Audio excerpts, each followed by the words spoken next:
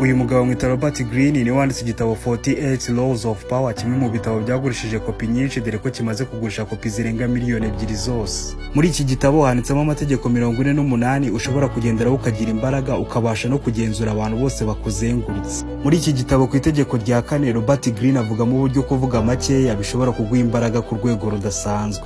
Uyu mugabo yabaye umwami w'Ubufaransa ni Louis wa 14 wari ufite akabyiniriro ka The Sun King. Uyu mwami Louis wa 14 yarazengurutswe n'abakire bari batuye Paris na Versailles bifuzaga icyubahiro n'imbaraga ze.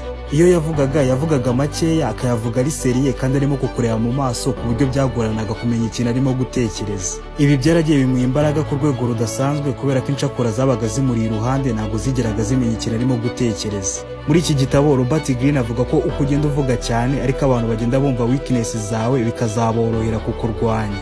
Mu biganiro by'ubutaha tuzakomeza kuvuga kuri aya mategeko.